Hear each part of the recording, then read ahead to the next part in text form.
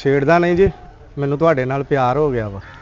ਵੇ ਸ਼ੁਰੂ ਹੋਣ ਤੋਂ ਪਹਿਲੇ ਤੂੰ ਮੁੱਕ ਜੰਨਾ ਬਿਮਾਰੀ ਪੈਣਾ, ਤੈਨੂੰ ਮੇਰੇ ਨਾਲ ਕਾਹਦਾ ਪਿਆਰ ਆਵੇ? ਦੇਖੋ ਜੀ, ਤੇਰਾ ਮੇਰਾ ਫਰਕ ਤਾਂ ਕੋਈ ਨਹੀਂ ਹੈਗਾ ਜੀ, ਐਵੇਂ ਇੰਨਾ ਕੀ ਫਰਕ ਹੈ ਜੀ।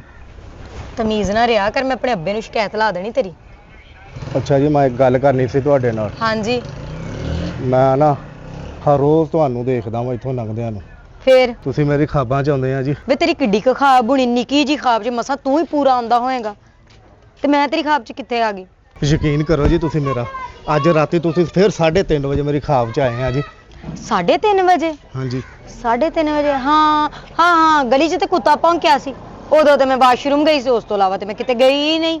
ਤੁਸੀਂ ਜੀ ਮੈਨੂੰ ਬਹੁਤ ਸੋਹਣੇ ਲੱਗਣ ਡਏ ਹੋ, ਯਕੀਨ ਮੰਨੋ ਜੀ, ਮੈਂ ਤੁਹਾਡੇ ਨਾਲ ਨਾ ਵਿਆਹ ਕਰਾਉਣਾ ਚਾਹੁੰਦਾ ਵਾਂ।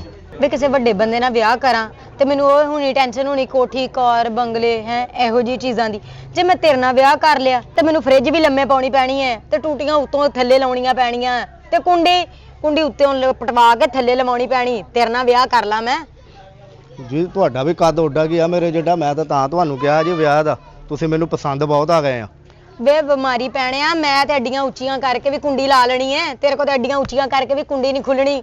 ਬਿਮਾਰੀ ਪੈਣਾ ਮੈਂ ਜੀ ਉਹ ਦੂਸਰੀ ਛੋਟੀ ਕੁੰਡੀ ਥੱਲੇ ਲਵਾ ਲੈਣੀ ਆ, ਉਹ ਬਿੱਲੀ ਕੁੰਡੀ ਉਹਨੂੰ ਕਹਿੰਦੇ ਆ ਜੀ।